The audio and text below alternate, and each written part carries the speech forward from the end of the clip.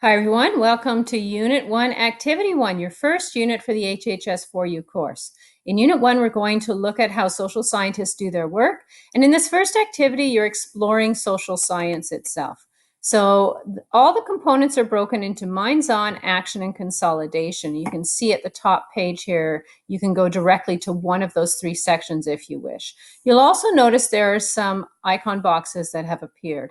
The first one allows you to listen to the activity. So let's say, for example, you're doing this on your phone and you're taking public transportation somewhere, or you're on a school trip on the bus. You can plug in your headphones and listen to this as opposed to reading to it. The other three icons have to do with information. So this is an introduction to what the activity is going to be about. The light bulb gives you learning goals and success criteria to help you understand what our focus is, and so that you have a really clear perspective on what it is you're doing.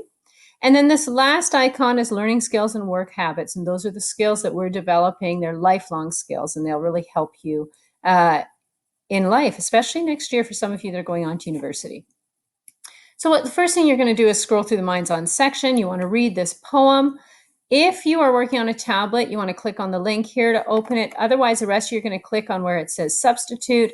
I want you to read the poem and just think about what the poem means. There's a finding meaning discussion. Now, discussions will all say optional next to them. If you are looking for a level 4 in the course, so that's 80% or above, then you must do a minimum of 4 discussions and respond to the postings from other students in the discussion section.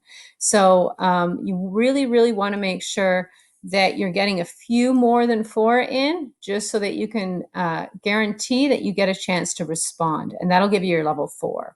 So this allows you to think about what the poem's meaning was and what the message was. The reason we're doing that is as we work through the action section, we're going to learn a little more about social science, and that's going to give you a little background that will help you to maybe reinterpret what you thought you knew. So there's going to be notes and research. The action section always gives you the meat and potatoes of the unit or the activity. So you're going to learn about how people do social science, what the research inquiry process is. Specifically, we're really wanting to think about key concepts. You're going to learn some vocabulary there. And how do we identify what a key concept is? So you're going to work through a quiz where you actually try and identify those key concepts. And then what you're going to do is you're going to think about how can you formulate questions from those key concepts. Formulating questions is important because it's from those questions that you develop your research. So social scientists will look at a situation, so for example, television or cell phones, determine if they're a bad influence or not. Then they have to define a question. That question becomes the core of their research. So we're going to look at the difference between a good, better, best question.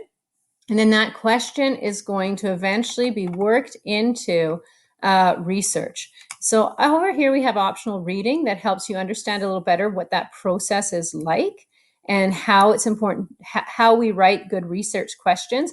If you're going into social sciences at university, I would highly recommend that you read this, because you will absolutely have to do this regularly at university. So it might even be something that you save and keep on a memory stick for later.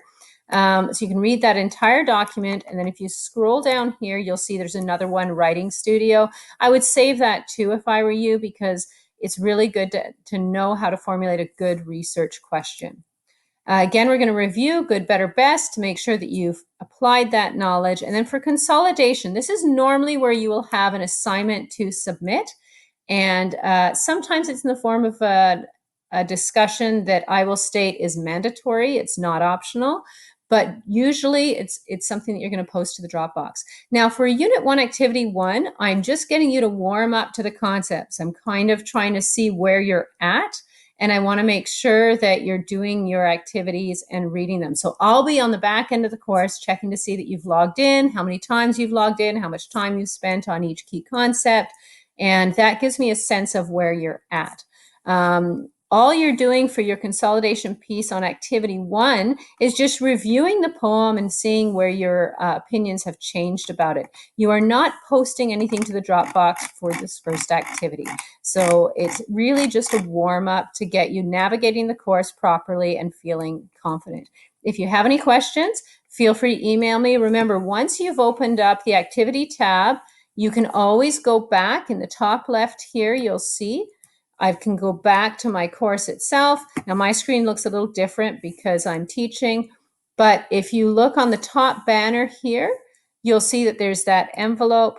If you click on that envelope, we'll do that again. You can just hit email.